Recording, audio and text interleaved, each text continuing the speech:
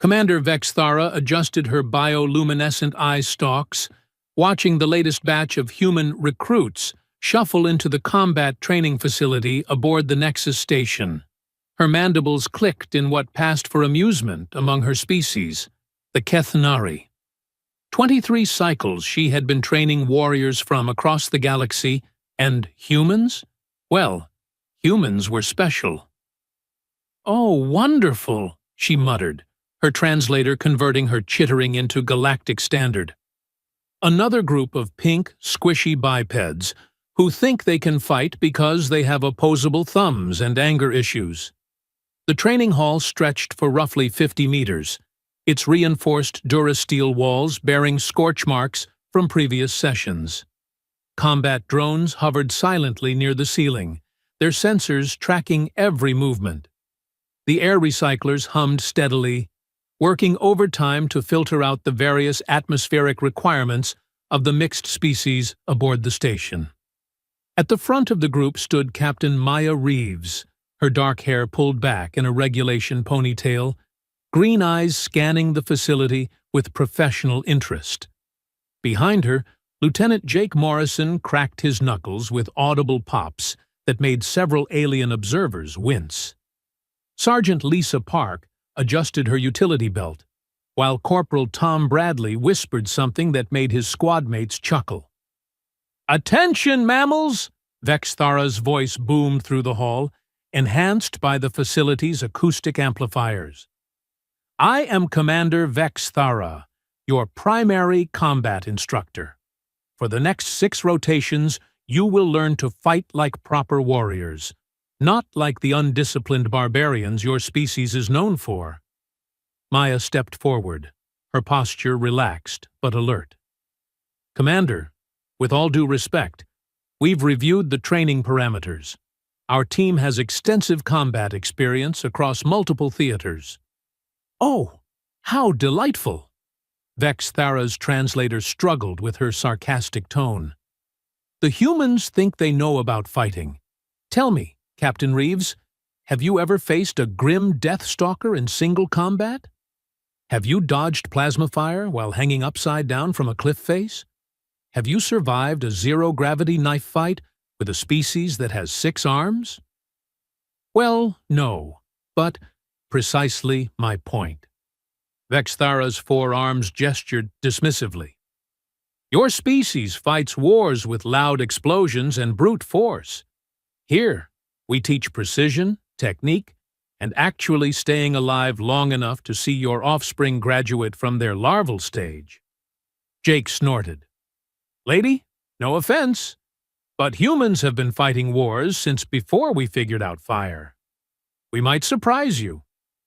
The Kethnari commander's mandibles spread wide, revealing rows of serrated teeth. "Surprise me? Lieutenant Morrison, the only thing that would surprise me is if you manage to complete this training without requiring medical regeneration more than, let's say 15 times. Lisa raised her hand. "Commander, what exactly makes this training different from standard military protocols?" "Excellent question, Sergeant Park." Vexthara activated a holographic display showing various combat scenarios. "Standard military protocols assume you're fighting enemies of similar capability. Here, you'll face opponents who can regenerate limbs, phase through solid matter, manipulate gravity, or simply eat your weapons for lunch. Literally." The hologram shifted, showing footage of previous training sessions. A towering, crystalline being shattered into pieces, only to reform seconds later. A slug-like creature absorbed incoming projectiles without apparent harm. A being of pure energy danced between laser blasts as if they were raindrops. "Sweet mother of—" Tom started, then caught himself. "That's actually pretty intense." "Oh, you think so?" Vexthara's tone dripped with mock sympathy. "How astute of you, Corporal Bradley. Now, since humans are supposedly such natural warriors, we'll begin with a simple exercise." She moved to a weapon rack containing various alien armaments, Her primary hands selected a wickedly curved blade, its edge humming with contained energy. Her secondary arms picked up two smaller throwing knives, their surfaces gleaming under the facility's lighting. "The test is elementary," she announced, twirling the larger blade with practiced ease. "I will attack. You will defend. Try not to die immediately, as the paperwork is absolutely dreadful." Maya's squad spread out instinctively, hands moving toward their sidearms. "Ah!" Vexthara waggled a finger. "No human weapons. Use what the station provides." She gestured toward a selection of training weapons nearby. "Choose wisely, though I suspect wisdom and your species have a rather distant relationship." The humans exchanged glances. Maya approached the weapon rack, examining the alien implements. Most were clearly designed for non-human physiology. She selected what appeared to be a staff weapon, its grip adjusting automatically to her hand size. "Interesting choice," Vexthara commented. "The Thechni battle staff requires patience, timing, and intelligence. Perhaps there's hope for you after all." Jake grabbed a pair of curved blades, their weight distribution oddly familiar despite their alien origin. Lisa chose a projectile weapon that resembled a crossbow, while Tom hefted what looked like an electrified club. "Ready?" Vexthara asked, not waiting for an answer. She launched forward with fluid grace, her four arms moving in a complex pattern. The main blade swept toward Maya in a deadly arc, while her secondary arms sent the throwing knives spinning toward Jake and Lisa. Maya's staff snapped up, deflecting the blade with a shower of sparks. The impact sent vibrations up her arms, but she held firm. Jake dove sideways, one throwing knife whistling past his ear to embed itself in the wall behind him. The second knife, however, was heading straight for Lisa. Time seemed to slow. Lisa was focused on her crossbow, trying to figure out its firing mechanism. The knife spun through the air, its trajectory perfect, its edge glinting with lethal promise. Without looking up, without even seeming to notice, Lisa's left hand shot out and caught the throwing knife by its handle.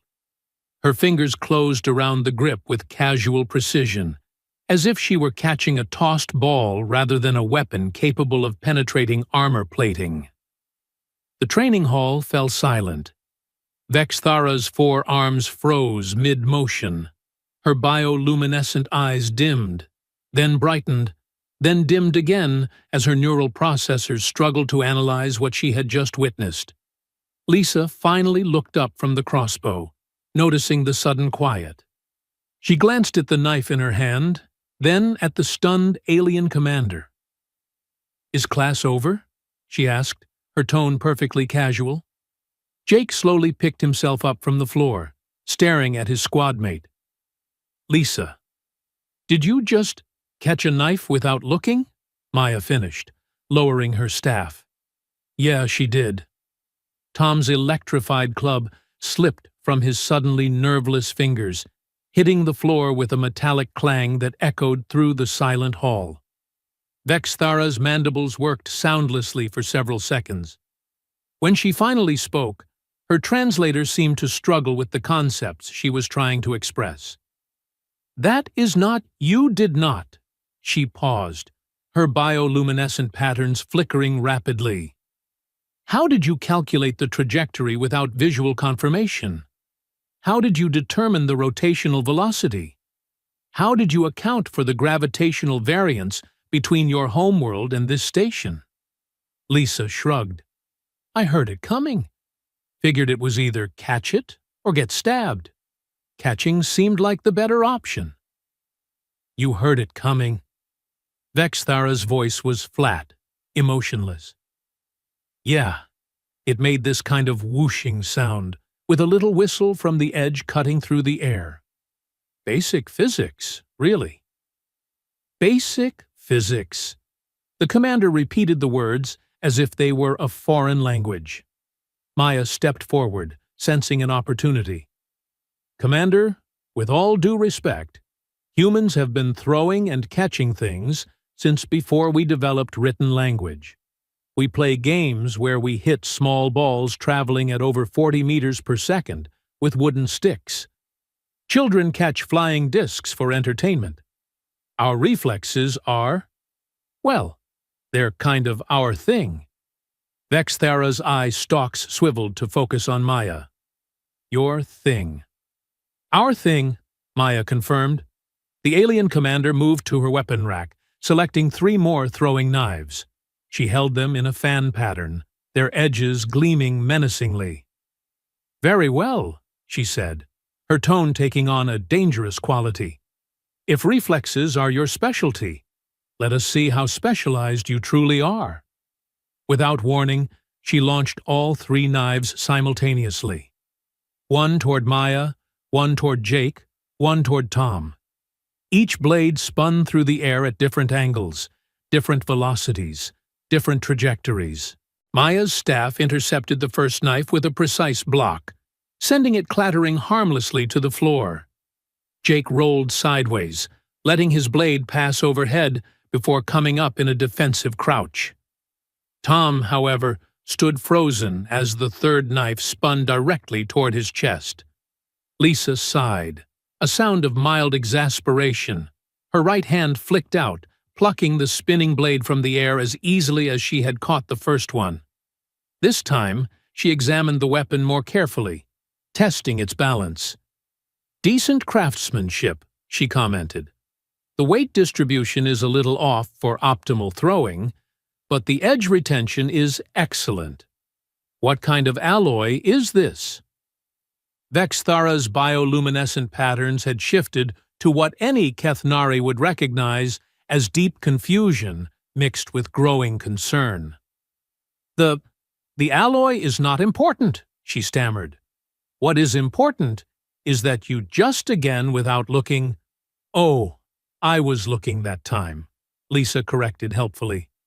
"I saw it coming toward Tom, and he looked kind of panicky, so I figured I should help out." Tom nodded gratefully. "Thanks, Lisa. I owe you one."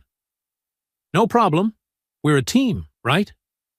Vexthara looked around the training hall as if seeking support from the walls themselves. The combat drones had descended slightly, their sensors focused intently on the human squad. "This is—" she began, then stopped. "This cannot be normal human capability. You must have undergone enhancement procedures, genetic modification, cybernetic implants, something." Maya shook her head. "Negative, Commander. We're all baseline human.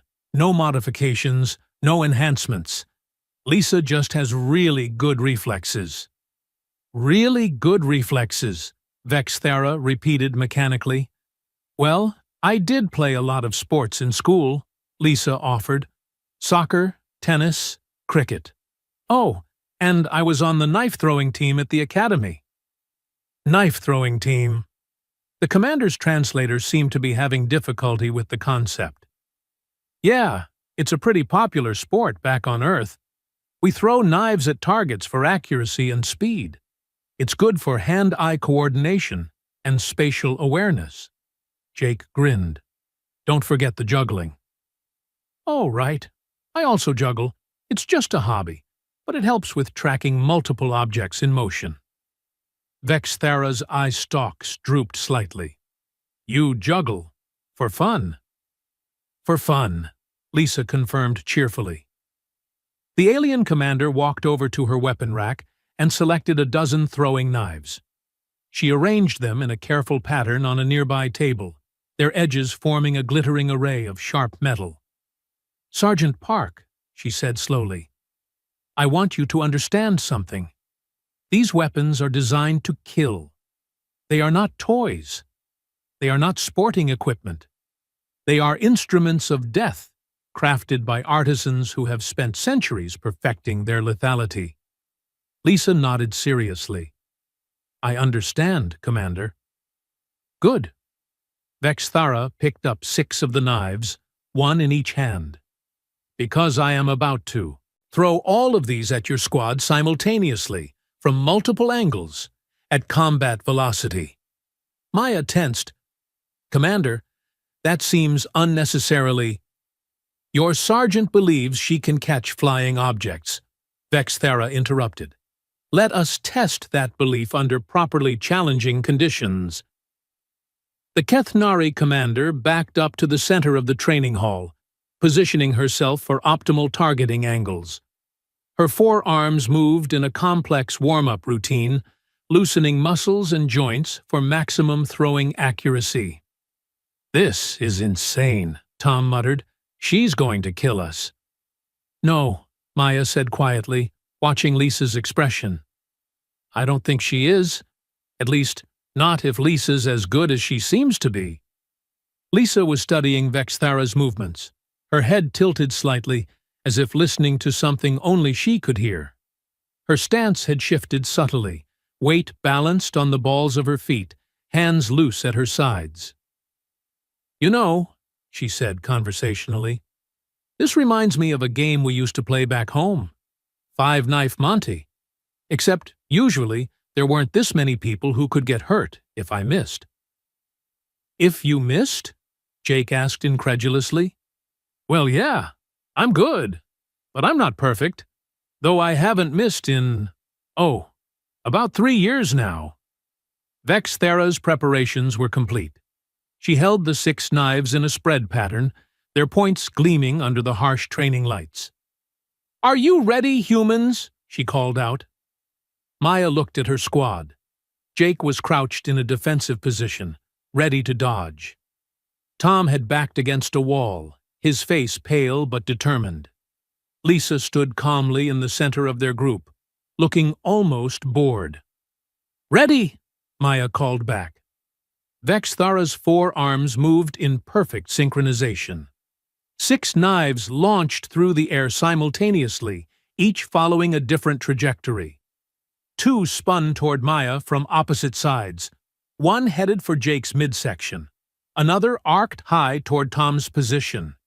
The final 2 knives were aimed directly at Lisa. One high, one low, their timing offset by mere milliseconds. For a heartbeat, the air was filled with spinning metal death. Then Lisa moved. Her hands flashed through the air in a pattern too fast for most eyes to follow.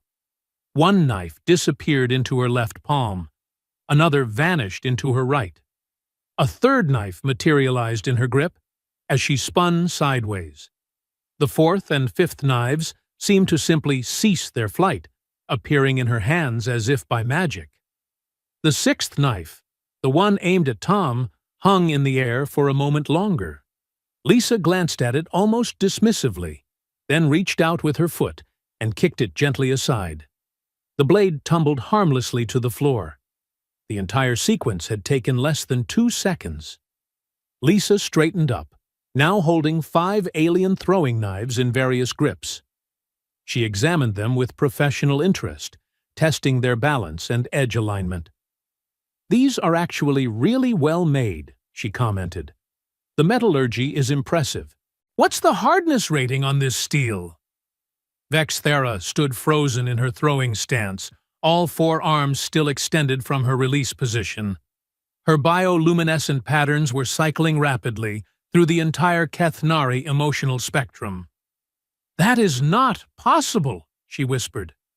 Lisa looked up from her examination of the knives. What's not possible? What you just did. It violates several fundamental laws of physics. Biological reaction times cannot process that much spatial information that quickly. Neural pathways cannot coordinate that level of precision under combat stress. It is literally impossible. Huh? Lisa considered this. Well, I did it anyway, so maybe your laws of physics need some updating. Maya stepped forward, sensing the commander's distress. Commander, Lisa's reflexes are exceptional, even by human standards. But she's not unique. We have athletes who can hit a baseball traveling at 50 meters per second, pilots who can react to threats in milliseconds. Soldiers who can track and engage multiple targets simultaneously. Multiple targets, Vexthara repeated numbly. Multiple targets, Maya confirmed. It's part of our basic combat training. The Kethnari commander walked unsteadily to a nearby bench and sat down heavily. Her eye stalks drooped as she processed what she had witnessed. In 23 cycles of training, warriors, she said quietly, I have never seen anything like this. The Thekni battle masters take decades to develop such reflexes. The grim Deathstalkers are born with enhanced neural processing. The Vorthon phase dancers exist partially outside normal space-time. But you are just human. Just human, Lisa agreed cheerfully, offering the captured knives back to the commander. Vexthara looked at the weapons in Lisa's hands, then at Lisa's face, then back at the weapons. Keep them, she said faintly. I think I need to reconsider my training protocols. Jake couldn't contain his laughter anymore. It started as a chuckle, then built into full-belly laughs that echoed through the training hall. Oh, man, he gasped between breaths. The look on her face. Did you see her face when Lisa caught that first knife? It was like she'd seen a ghost. Jake, Maya warned, though her own lips were twitching with suppressed amusement. No, it's fine, Vexthara said, waving a weary hand. He is correct. I was surprised. It has been some time since I experienced genuine surprise. Tom had recovered enough to speak. Commander, what happens now? Do we continue the training? Or Vexthara's mandibles clicked thoughtfully. Oh, we continue. Perhaps I should learn something about human capabilities before I design your training regimen. She stood up, her composure partially restored. Tell me, humans, what other impossible things does your species consider normal? Maya exchanged a meaningful look with her squad before answering. Well, Commander, that's a pretty broad question. Where would you like us to start? Start with something simple, Vexthara said, settling back onto her bench. Something that would not cause my cardiovascular system to experience additional stress. Jake scratched his chin thoughtfully. How about this? Tom here can estimate distance and wind speed just by looking and feeling. No instruments, no calculations. Just eyeball it and nail a target at 800 meters. Tom shrugged modestly. It's not that special. Most snipers can do it. You just learn to read the environment. Read the environment, Vexthara repeated, her translator working overtime to convey her growing bewilderment. Elaborate, please. Sure. Tom walked over to one of the training hall's viewports, which offered a view of the station's exterior docking bays. See that maintenance craft out there? The one near the third docking tower? Vexthara's eye stalks swiveled to track his pointing finger. Yes, the Belkin repair vessel. It is approximately 600 meters from this position. 623 meters, Tom corrected casually.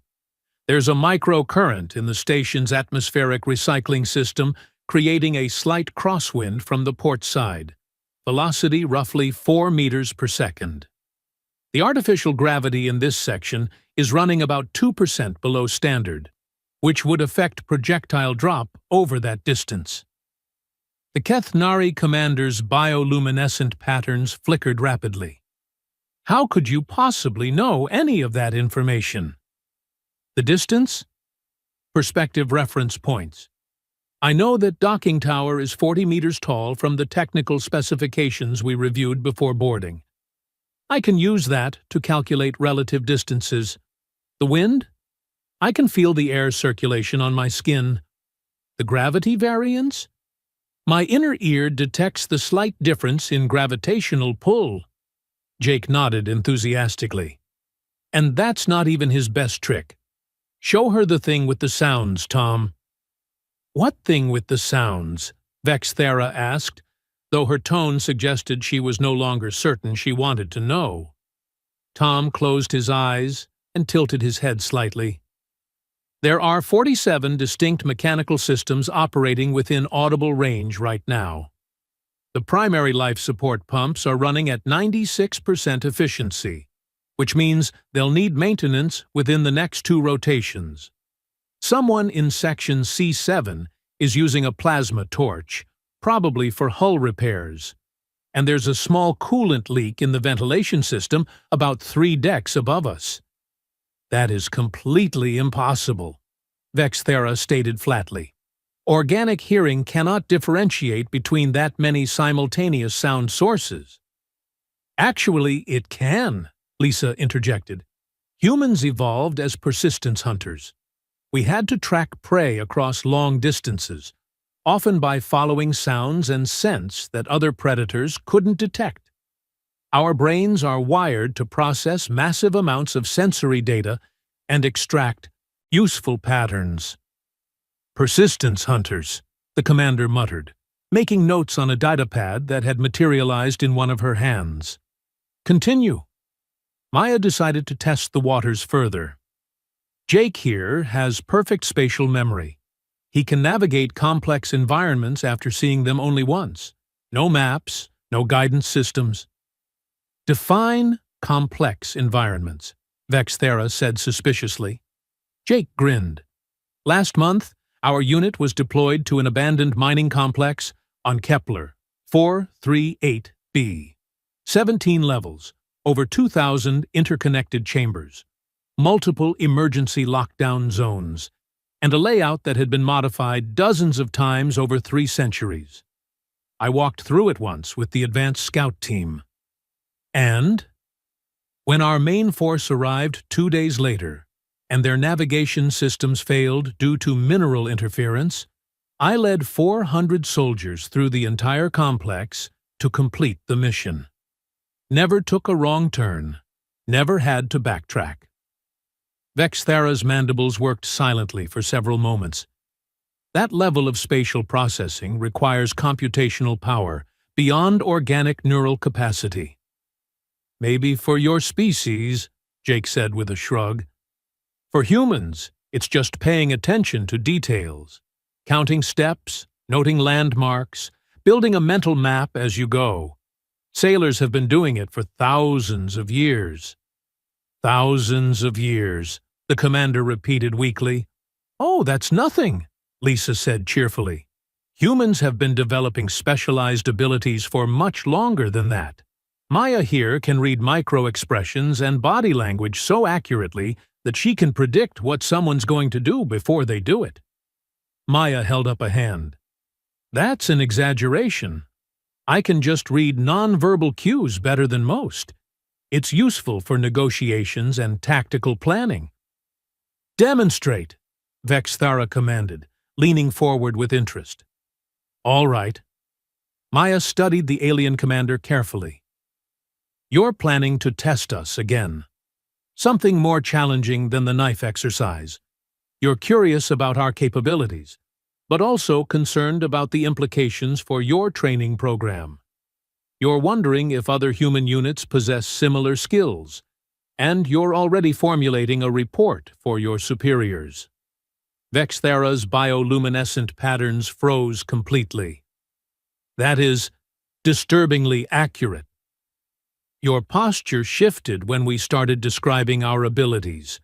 You've been taking notes, but your primary hands are gripping the datapad more tightly than necessary, indicating stress. Your eye stalks keep swiveling toward the weapons rack, suggesting you're planning another combat exercise. And you've glanced at the communication panel 6 times in the last 5 minutes, which means you're thinking about contacting someone. 7 times, Vexthera corrected automatically, then immediately looked frustrated with herself for confirming Maya's assessment. Tom chuckled. Don't feel bad, Commander.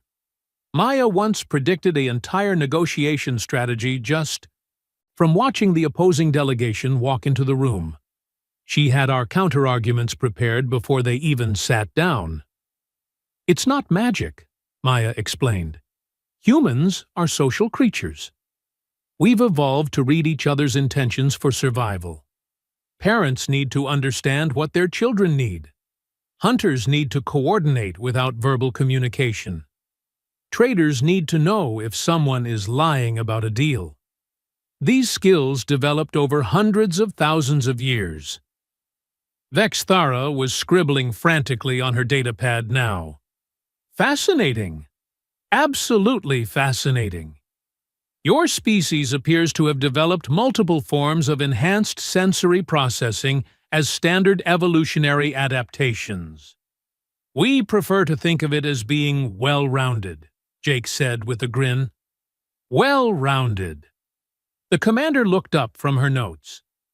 Tell me, what other aspects of human capability might I find surprising? Lisa and Maya exchanged another look, this one tinged with mischief. Well, Lisa said slowly, there's the thing with pattern recognition. What thing with pattern recognition? Show her, Maya. Maya walked over to one of the training hall's tactical displays and activated a random data stream. Numbers, symbols, and graphs scrolled across the screen in an apparently chaotic pattern.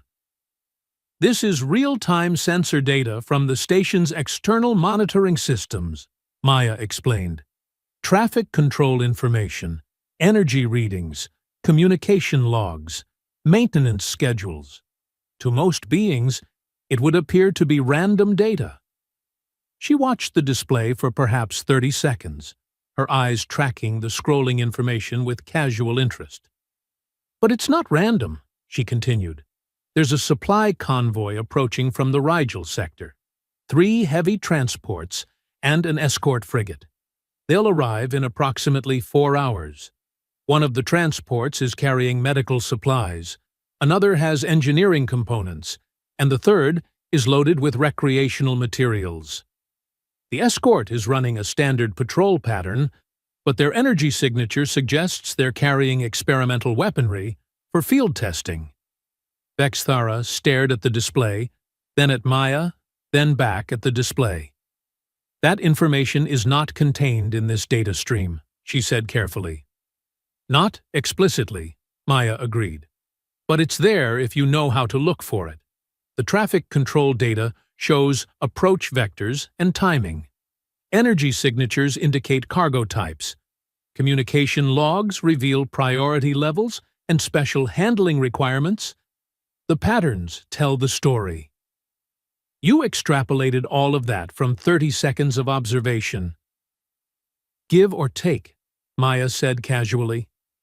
The Kethnari commander stood up and walked to the display herself, studying the scrolling data intently. Her 4 eyes tracked the information streams, her bioluminescent patterns flickering as she processed what she was seeing. After several minutes, she stepped back with a frustrated hiss. I can identify perhaps 10% of what you claim to see, she admitted. And I have been analyzing tactical data for over 2 decades. Tom leaned against a nearby wall. Commander, can I ask you something? What's the standard reaction time for a Kethnari warrior? Approximately 0.4 seconds for visual stimulus response, Vexthara replied, grateful for a question she could answer with confidence. And that's considered fast in the Galactic community?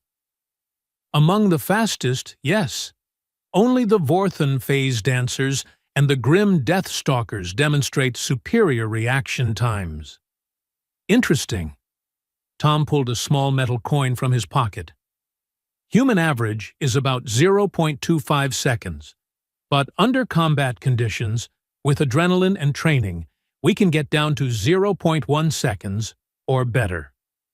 He flipped the coin into the air, a casual motion that sent the small metal disc spinning upward. Jake, heads or tails? Jake's hand shot out, snatching the coin from the air before it reached the peak of its arc. Heads, he said, opening his palm to reveal the result. Vexthara's eye stalks drooped. The coin had not completed its rotation. There was insufficient data to determine the outcome. Didn't need to see the outcome, Jake explained. I could feel the rotation when I caught it. The weight distribution told me which side was up. You determined the result by tactile sensation alone? Sure. It's not that hard once you get the hang of it. Lisa was juggling the alien throwing knives now, the blades spinning in a complex pattern that would have been lethal if she made even the slightest error. She wasn't even looking at them, instead focusing on the conversation. The really fun part, she said, conversationally while razor-sharp metal spun inches from her face, is that we're not even exceptional by human standards. We're good soldiers, but we're not Olympic athletes or professional performers or master craftsmen. Olympic athletes? Vexthara inquired weakly. Humans who have trained to the absolute peak of physical and mental capability, Maya explained. They compete in contests of speed, strength, precision, and endurance. Some of them can run 100 meters in under 10 seconds. Others can leap over 2 meters straight up. Some can hold their breath for over 20 minutes. 20 minutes, the commander repeated. Oh, and then there are the really specialized ones, Tom added. Humans who can memorize the exact order of 52 randomly shuffled cards after seeing them once. People who can calculate cube roots in their heads. Artists who can carve sculptures so detailed you'd think they were photographs. Jake nodded enthusiastically. Don't forget the endurance records. Humans have run over 1,000 kilometers without stopping. We've stayed awake for over a week. Some of us can survive in environments that would kill most other species within minutes. Vexthara sank back onto her bench, her datapad forgotten in her lap. This is not possible, she said quietly. A species cannot have so many specialized capabilities. Evolution does not work that way. You cannot be simultaneously optimized for speed, strength, endurance, sensory processing, pattern recognition, spatial awareness, and social cooperation. Who said we were optimized? Maya asked. We're generalists. We're decent at lots of things instead of being perfect at one thing. It's a survival strategy. But that makes no sense. Specialization is the key to evolutionary success. Every successful species in the galaxy has evolved to excel in one particular niche.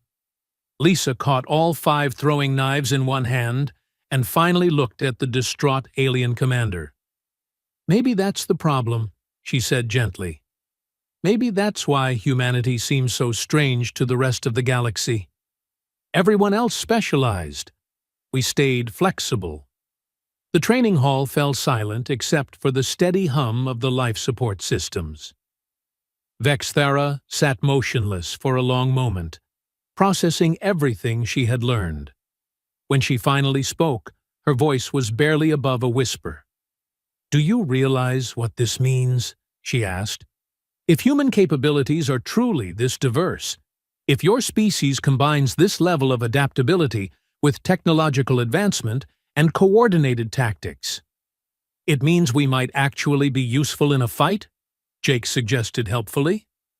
It means, Vexthara said, standing up with renewed determination, that I need to completely redesign not just your training program, but every training program in the Galactic Defense Force.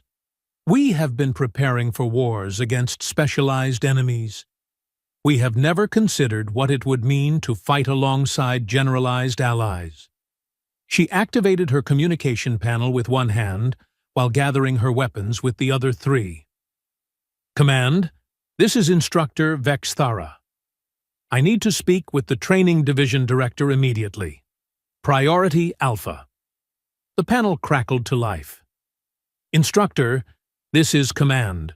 What is the nature of your emergency? I need to recommend immediate revision of all combat training protocols. The humans are not what we expected. Elaborate. Vexthara looked at the four humans standing calmly in her training hall. Lisa still casually holding a handful of deadly weapons. Maya already analyzing the communication system's response patterns. Jake memorizing the layout of every control panel in sight. Tom listening to mechanical systems 3 decks away. "The humans are significantly more dangerous than we calculated," she said finally. "I recommend we consider ourselves very fortunate that they are on our side." She closed the communication link and turned back to face the squad.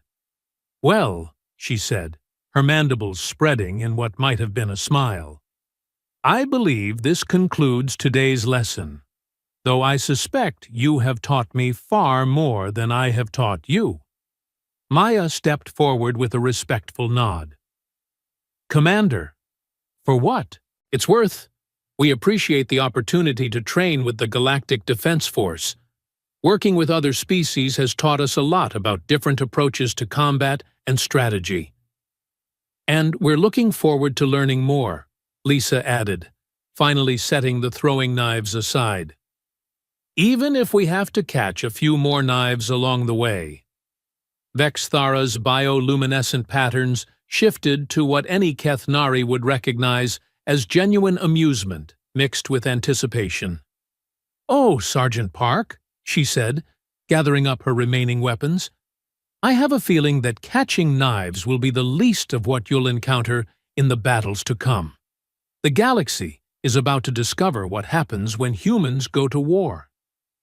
She paused at the training hall's exit, looking back at the squad one final time. "Class dismissed. And humans, welcome to the fight."